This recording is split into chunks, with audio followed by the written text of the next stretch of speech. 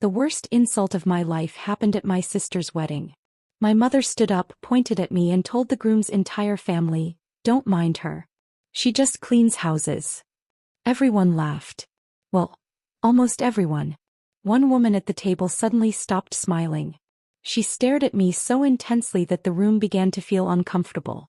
Then she whispered, "That can't be right." My father chuckled. "Trust me, it is." The woman slowly stood up. Her face had gone completely pale. And the next words out of her mouth turned my parents' perfect wedding weekend into absolute silence. "Are you telling me this woman is Claire Bennett?" And before we continue, if you're enjoying the story, please take a moment to subscribe to the channel. It really helps us bring you more powerful stories like this. And I'm always curious, where are you watching from? Drop your country in the comments below. I love seeing just how far these stories travel. Now let's get back to the story. If you asked my parents, I was the family disappointment. Not because I got into trouble. Not because I made bad decisions. Simply because I didn't follow the path they wanted for me. My younger sister, Emily, was their success story. Straight A student. Corporate career. Perfect engagement. Perfect life. At least according to my parents. Meanwhile, I ran a cleaning company. And in their minds, that was all I would ever be. It didn't matter that I'd spent 10 years building it from scratch. It didn't matter that I worked weekends, holidays, and countless late nights. To them, I wasn't a business owner. I was the daughter who cleaned houses. Over time, I learned not to argue. It was easier that way. Whenever relatives asked what I did, my mother would smile politely and say, "Oh, she cleans homes." That was the entire explanation. No mention of the business. No mention of the employees. No mention of the years of work behind it. Just, she cleans homes. By the time Emily's wedding rehearsal dinner arrived, I expected more of the same. The event was being held at a beautiful restaurant downtown. Both families were there. The groom's parents, grandparents, aunts, uncles, friends. Everyone seemed excited. Everyone except me. Because family gatherings always came with the same routine. At first, everything went smoothly. People chatted. Drinks were served. Stories were shared. Then the introductions began. My mother stood and started introducing family members to the groom's relatives. When she reached me, she smiled. That smile. The one I knew too well. "This is our other daughter, Claire," she said. Then she laughed softly. "She cleans houses for a living." A few people nodded politely. The conversation could have ended there. But my father wasn't finished. "We've pretty much given up on her," he joked. Several people shifted uncomfortably. I forced a smile and stared down at my plate. Same story. Different audience. Then from the far end of the table I noticed something strange. One woman had stopped smiling. She was staring directly at me. And she suddenly looked like she'd seen a ghost. For a moment I thought I was imagining it. The woman sitting across from the groom's family had gone completely still. Her smile vanished. Her eyes stayed locked on me. Then she slowly set down her wine glass. "Claire?" she asked. I blinked. Yes. She leaned forward slightly. There was something familiar about her face, but I couldn't place it. "I'm sorry," she said. "Have we met before?" Before I could answer, my mother laughed. "Oh, I doubt it." The woman glanced toward my mother. My mother continued. "Claire keeps busy cleaning houses all day. She's never been interested in much else." A few awkward chuckles circled the table. I felt my face grow warm. The woman didn't laugh. Instead, she kept studying me. "Cleaning houses?" she repeated. "That's right," my father said proudly, as if confirming a disappointing fact. "Our younger daughter is the ambitious one." Emily looked down at her plate. Even she seemed uncomfortable. The woman turned back toward me. "What part of town do you work in?"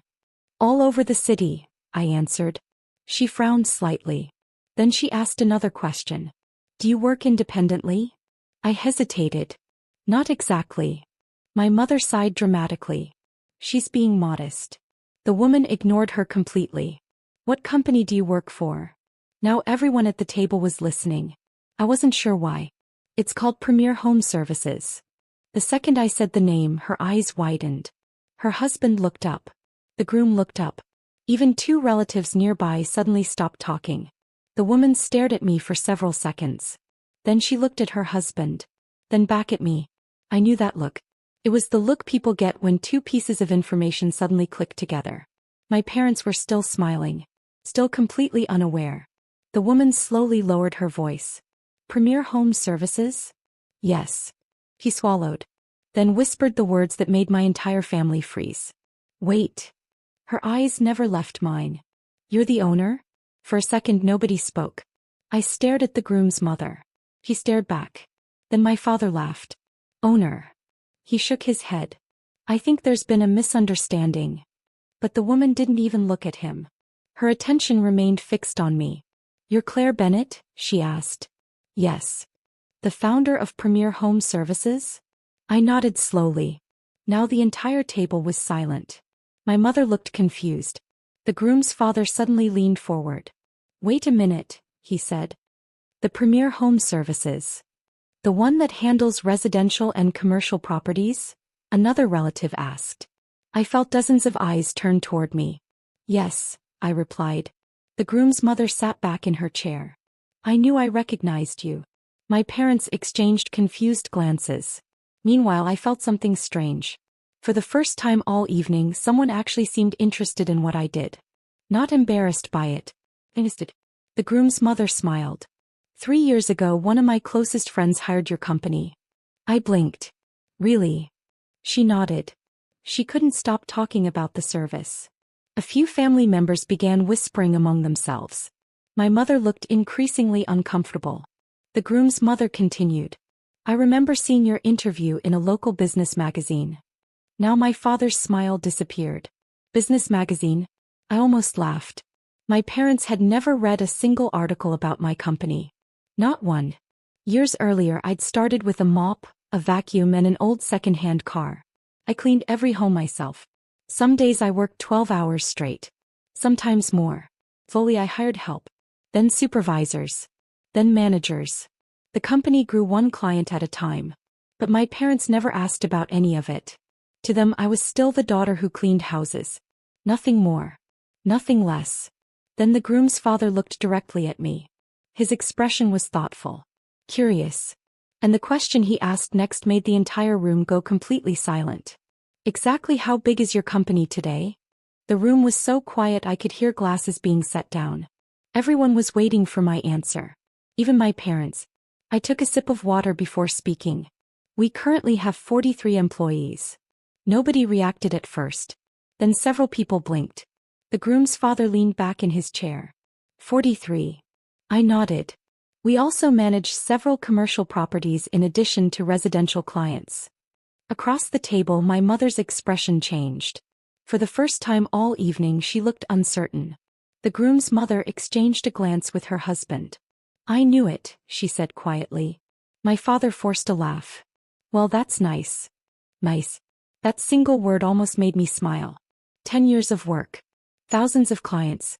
Dozens of employees. And somehow it was still just nice. The groom's father wasn't finished. What made you start the company? I shrugged. Honestly, necessity. A few guests smiled. When I was 22 I couldn't find a job that paid enough to cover rent. So I started cleaning homes myself. Several people nodded. They understood. I worked alone for almost 2 years. Then I hired my first employee. The groom's family listened carefully. My parents remained silent. I continued. After that things grew faster than I expected. The groom's mother laughed softly. That's one way to describe it. Everyone looked at her. She smiled.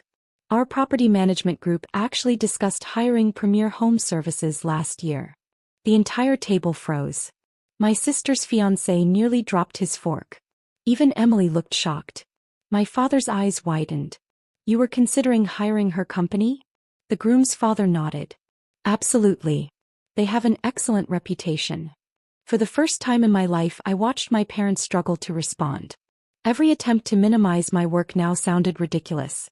Then the groom's mother slowly turned toward them. Her smile disappeared. And what she said next changed the entire atmosphere of the room. I have to ask, why do you talk about your daughter like she's something to be ashamed of? The question hung in the air. Nobody answered. Not my mother. Not my father. Not even my sister. For the first time all evening, there was nowhere for them to hide. The groom's mother wasn't angry. She sounded genuinely confused. I don't understand, she said. Your daughter built a company from the ground up. She employs people. She created opportunities for dozens of families. Why speak about her accomplishments like they're embarrassing? My father opened his mouth, then closed it. My mother stared down at her hands. Neither of them seemed to have an answer. Around the table, several guests nodded in agreement. The groom's father smiled at me. Frankly, that's impressive. A few others echoed the sentiment. For years I'd imagined standing up to my parents, proving them wrong, forcing them to acknowledge everything I'd accomplished. But now that the moment had arrived, I didn't feel victorious. I felt relieved. Because the recognition wasn't coming from me. It was coming from people who had taken the time to listen. Across the table, Emily suddenly spoke. Her voice was quiet. You know, I've always admired what Claire built. Everyone looked at her, including me. She offered a small smile. I just never said it enough. For a second I didn't know what to say. Then I smiled back. Thank you. The tension in the room finally began to fade. Conversations restarted. People relaxed. The celebration slowly found its rhythm again. Before dinner ended, the groom's mother stopped beside my chair. It was a pleasure meeting you, she said. You too. She smiled. You should be proud of what you've built. As she walked away, I glanced across the room at my parents. Neither looked angry. Just thoughtful. Maybe for the first time they were seeing me clearly. Not as the daughter who cleaned houses, but as the woman who built a business. And honestly, that was all I ever wanted. Because for years my parents saw someone who cleaned houses. That night, everyone else saw someone who built something worth being proud of.